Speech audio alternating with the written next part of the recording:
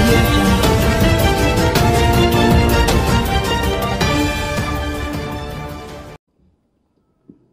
పెద్దలు శాసనమండలి సభాపక్ష నాయకులు షబీర్ అలీ గారు చెప్పిన వివరాలతో పాటు ప్రధానంగా నిన్న టీఆర్ఎస్ఎల్పి సమావేశంలో ఈ రాష్ట్ర ముఖ్యమంత్రి గారు 2 అంశాలను ప్రస్తావించడం జరిగింది.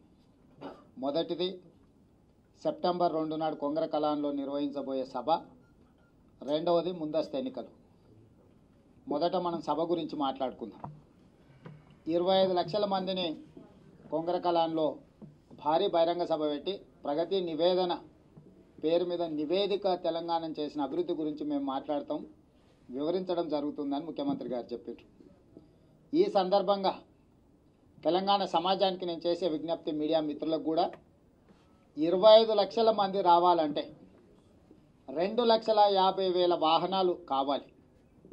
2,50,000 వాహనాలలో వాహనానికి సరాసరిగా 10 మందిని తీసుకొస్తే 25 లక్షల జనాభాను అక్కడికి తీసుకురాగలడు. 2,50,000 వాహనాలంటే 100 నియోజకవర్గాలు లెక్కేసుకుంటే ఒక్క నియోజకవర్గం నుంచి 2,500 వాహనాలు తరలి రావాలి. ఇవాళ టీఆర్ఎస్ పార్టీ ఎన్ని వేల మందిని తెచ్చింది, లేకపోతే ఎన్ని లక్షల మందిని తెచ్చిందో లెక్క పెట్టాలంటే సిరిసిల్ల నియోజకవర్గం దగ్గర ఎక్కడైనా ఒక దగ్గర చెక్ పోస్ట్ పెడదాం.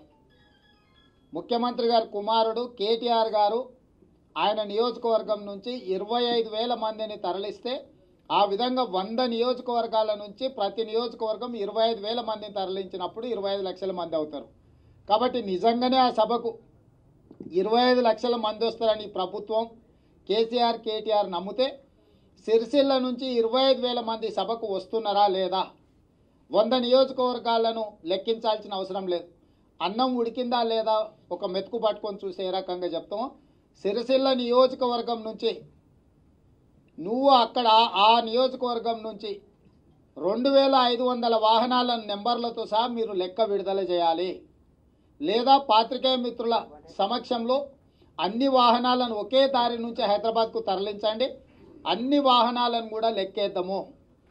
ఇవాళ చంద్రశేఖరరావు గారు టంకుటమార విద్యలతోటి 2.5 లక్షలు 3 లక్షల మందిని నానా కష్టాలు పడి నానా సంకలనాలతో తీసుకొచ్చేది 2.5-3 లక్షల మంది. అలాంటి సభను 25 లక్షలు అని చెప్పి అపోల్ సృష్టించి మొత్తం తెలంగాణ సమాజం మా వెనకాల ఉన్నదని చెప్పుకునే ప్రయత్నంలో భాగంగానే 25 లక్షల మంది అంటున్నారు. ఈరోజు 25 లక్షల మందిని తీసుకొస్తే పరీక్షకు నిలబడాల్సిన అవసరం ఉంది. మేము సవాలు విసురుతున్నాం, మీరు తేలేరు. మీరు 2.5 నుంచి 3 లక్షల మంది కంటే ఎక్కువ అక్కడ జన సమీకరణ చేయలేరు, అక్కడ స్థలం సరిపోదు. రెండవది 25 లక్షల మందిని మీరు తెస్తే 2.5 లక్షల వాహనాలు, 2.5 లక్షల వాహనాలకు ఎక్కడ పార్కింగ్ ఏర్పాటు చేస్తున్నారో మీరు చెప్పండి. ఇవాళ ఒక వాహనం పార్కింగ్ చేయాలంటే యావరేజ్గా 6 ఫీట్లు వెడల్పు 12 ఫీట్ల పొడుగు కావాలి. ఏది పక్కన వాహనాలు నిలబెడితేనే. అట్లా ఎకరాకు నీకు 500-600 వాహనాల కంటే ఎక్కువ నిలపడానికి అవకాశం లేదు. మరి 2.5 లక్షల వాహనాలను మీరు పార్కింగ్ చేయాలంటే ఎంత స్థలం కావాలనో లెక్కలు చెప్పాలి. మీరు ఎక్కడ పార్కింగ్ వసతులు ఏర్పాటు చేసిందో లెక్కలు చెప్పాల్సిన అవసరం ఉన్నది.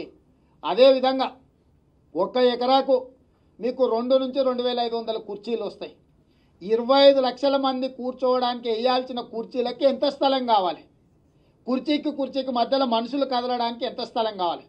సాంకేతికంగా ఈ వివరాలన్నిటిని కూడా ప్రభుత్వాన్ని టీఆర్ఎస్ పార్టీని విడుదల చేయాల్సిందిగా మేము డిమాండ్ చేస్తున్నాము. మీ పార్టీ మీటింగు మీ ఇష్టం, మీరు ఎట్లయినా చావండి. కానీ తెలంగాణ ప్రజల్ని మభ్యపెట్టి 25 లక్షలు అని చెప్పి టీవీలలో పేపర్లలో పెద్ద ప్రకటనలు ఇచ్చి తెలంగాణ అంతా మా వెనకాల ఉందని చెప్పుకోవడానికి ఏదైతే ప్రయత్నం చేస్తుండ్రో ఈ అంశాలను మేము ఈ సందర్భంగా ప్రజలకు వివరించదలుచుకున్నాము. 2.5 లక్షల వాహనాలు ఎక్కడి నుంచి వచ్చినాయి, 25 లక్షల మంది తెలంగాణలో ఎక్కడి నుంచి తరలించిండ్రో లెక్కలు చెప్పాల్సిన బాధ్యత ఈ పార్టీ మీద ఉన్నది.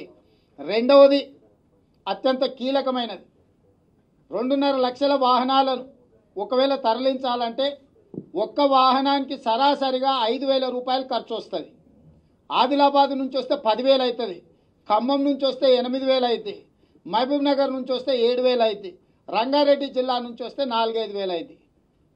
సరాసరిగా లెక్కేసుకున్నా కూడా ఒక్క వాహనానికి 10 మందిని తీసుకురాగలిగిన వాహనానికి కనీసం 5,000 రూపాయల ఖర్చు అవుతుంది. 2.5 లక్షల వాహనాలు తరలించాలంటే 125 కోట్ల రూపాయలు ఖర్చు అవుతుంది. కేవలం వాహనాల యొక్క కిరాయిలు మాత్రమే నేను చెప్పేది. ఇక అందులో బండి డీజిల్, అందులో ఉండే మనుషులకు పోసే డీజిల్, ఇంకా ఇతరాత్ర ఖర్చులు లెక్కేస్తే కనీసం 400 నుంచి 500 కోట్లు అవుతుంది. 25 లక్షల మందితో సభ పెట్టాలంటే 400-500 కోట్ల రూపాయలు నీకు ఎక్కడి నుంచి వచ్చిన ఈ సభ పెట్టడానికి? వీటికి లెక్కలు చెప్పాలి. ఎందుకంటే నిన్న కేసీఆర్ గారు చెప్పారు, ప్రతి ఖర్చు ప్రతి రూపాయి పార్టీ పెట్టుకుంటుంది సభకు అని చెప్పి స్పష్టంగా చంద్రశేఖరరావు గారు చెప్పినట్టుగా ఇవాళ అన్ని పత్రికలలో ప్రసార సాధనాలలో వచ్చింది. 400-500 కోట్ల రూపాయలతో నువ్వు సభ పెట్టి ఏ మెలుగ పెట్టినావో నువ్వు ఏం చెప్పదలుచుకున్నావు? నువ్వు నిజంగానే మంచి పనులు చేస్తే ఏ ఊర్లో ఉన్నావు ఆ ఊర్లో తెలుసు కదా, ఆ ఊరికి ఏం చేసిండ్రు.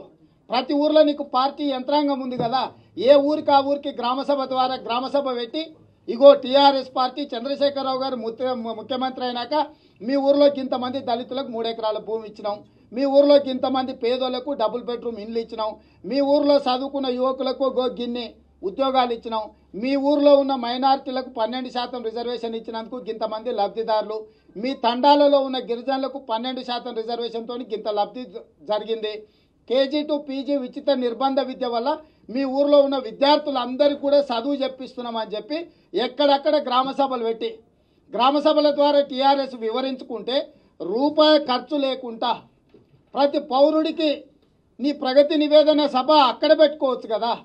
గ్రామాలలో ముఖం చెల్లక కిరాయి మనుషులను తీసుకొచ్చి మీరు హైదరాబాద్లో సభ పెట్టి ప్రజల్ని మభ్యపెట్టే ప్రయత్నం చేస్తున్నారు.